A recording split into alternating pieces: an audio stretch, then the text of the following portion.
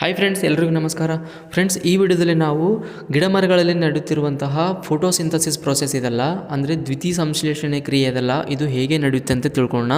ಮತ್ತು ಈ ಕ್ರಿಯೆಯಿಂದ ಇಲ್ಲಿರುವಂತಹ ಜೀವಿಗಳಿಗೆ ಏನು ಲಾಭ ಅಂತ ಕೂಡ ತಿಳ್ಕೊಳ್ಳೋಣ. ಬನ್ನಿ ವಿಡಿಯೋನ ಸ್ಟಾರ್ಟ್ ಮಾಡೋಣ.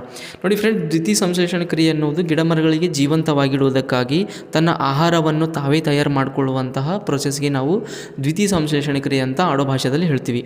ಅಂದರೆ ಸಾಮಾನ್ಯವಾಗಿ ಗಿಡ ಮರಗಳು ಏನು ಮಾಡ್ತಾವೆ ಅಂತಂದರೆ, ಗಿಡ ಮರಗಳಲ್ಲಿರುವಂತಹ ಎಲೆಯಲ್ಲಿ ಏನಿರುತ್ತೆ ಅಂತಂದರೆ ಕ್ಲೋರೋಫಿಲ್ ಅನ್ನುವ ಪದಾರ್ಥ ಇರುತ್ತೆ. ಈ ಕ್ಲೋರೋಫಿಲ್ ಅನ್ನುವ ಪದಾರ್ಥ ಏನು ಮಾಡುತ್ತೆ ಅಂತಂದರೆ, ಒಂದು ಮಿನಿ ಸೋಲಾರ್ ಪ್ಯಾನೆಲ್ ಥರ ಕೆಲಸ ಮಾಡುತ್ತೆ. ಅಂತಂದರೆ ವಾತಾವರಣದಲ್ಲಿರುವಂಥ ಸೂರ್ಯನ ಬೆಳಕನ್ನು ಅಬ್ಸರ್ವ್ ಮಾಡ್ಕೊಳ್ಳುತ್ತೆ. ಸೂರ್ಯನ ಕಿರಣಗಳನ್ನು ಅಬ್ಸರ್ವ್ ಮಾಡ್ಕೊಂಡು ಬಿಟ್ಟಾಗ ಗಿಡ ಏನು ಮಾಡುತ್ತೆ, ಭೂಮಿಯಲ್ಲಿರುವಂತಹ ಬೇರುಗಳ ಮುಖಾಂತರ ನೀರನ್ನು ಅಬ್ಸರ್ವ್ ಮಾಡ್ಕೊಳ್ಳುತ್ತೆ.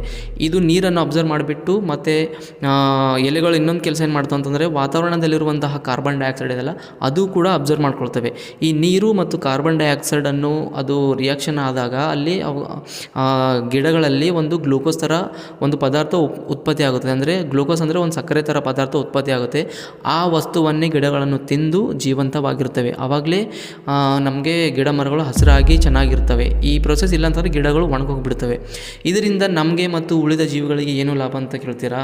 ಇವಾಗ ನೋಡಿ, ಈ ಪ್ರೊಸೆಸ್ ನಡೆಯುತ್ತಲ್ಲ, ಫೋಟೋಸಿಂಥಸಿಸ್ ಪ್ರೊಸೆಸ್ ನಡೆಯುತ್ತಿರುವಾಗ ಏನಾಗುತ್ತೆ ಅಂತಂದರೆ, ಅವು ಈ ಕಾರ್ಬನ್ ಡೈಆಕ್ಸೈಡು ಮತ್ತು ನೀರನ್ನು ಮಿಕ್ಸ್ ಮಾಡಿ ಹೇಗೆ ಗ್ಲೂಕೋಸ್ ತಯಾರು ಮಾಡುತ್ತೋ ಅದೇ ಸಮಯದಲ್ಲಿ ಆಕ್ಸಿಜನ್ ಕೂಡ ತಯಾರು ಮಾಡಿಬಿಟ್ಟು ವಾತಾವರಣದಲ್ಲಿ ಬಿಡುಗಡೆ ಮಾಡ್ತವೆ. ಈ ವಾತಾವರಣದಲ್ಲಿ ಬಿಡುಗಡೆ ಮಾಡಿರುವಂತಹ ಆಕ್ಸಿಜನ್ ಏನಿದೆ ಅಲ್ಲ, ಈ ಭೂಮಿ ಮೇಲಿರುವಂತಹ ಪ್ರತಿಯೊಂದು ಜೀವಿಗಳು ಉಸಿರಾಡಿ ಜೀವಂತವಾಗಿರುವುದಕ್ಕೆ ಸಾಧ್ಯವಾಗಿದೆ. ಇಲ್ಲವಾದರೆ ಈ ಭೂಮಿ ಮೇಲೆ ಯಾವುದೇ ಜೀವಿ ಜೀವಂತವಾಗಿರುವುದಕ್ಕೆ ಸಾಧ್ಯನೇ ಇರುವುದಿಲ್ಲ. ಈ ಪ್ರೊಸೆಸ್ನಿಂದ ಇಡೀ ನಮ್ಮ ಭೂಮಿ ಇದೆಲ್ಲ, ಭೂಮಿ ಮೇಲೆ ಇಡೀ ಒಂದು ಜೀವನ, ಒಂದು ಸೈಕಲ್ ಅದಲ್ಲ, ಅದೆಲ್ಲ ನಡೆಯೋದಕ್ಕಾಗಿ ಈ ಫೋಟೋಸಿಂಥಸಿಸ್ ಪ್ರೊಸೆಸ್ನ ಬಹಳ ಮುಖ್ಯವಾದ ಒಂದು ಮಹತ್ವ ಹೊಂದಿದೆ. ಇಲ್ಲದಿದ್ದರೆ ಈ ಭೂಮಿ ಮೇಲೆ ಯಾವುದೇ ಥರ ಜೀವಿಗಳು ಉಳಿಯೋದಕ್ಕೆ ಸಾಧ್ಯನೇ ಇರ್ತಿದ್ದಿಲ್ಲ. ಫ್ರೆಂಡ್ಸ್, ಈ ಸಣ್ಣ ಇನ್ಫಾರ್ಮೇಷನ್ ನಿಮಗೆ ಇಷ್ಟವಾದಲ್ಲಿ ಲೈಕ್ ಮಾಡಿ, ಶೇರ್ ಮಾಡಿ, ಚಾನಲ್ಗೆ ಸಬ್ಸ್ಕ್ರೈಬ್ ಮಾಡಿಕೊಳ್ಳಿ. ಫ್ರೆಂಡ್ಸ್, ಧನ್ಯವಾದಗಳು.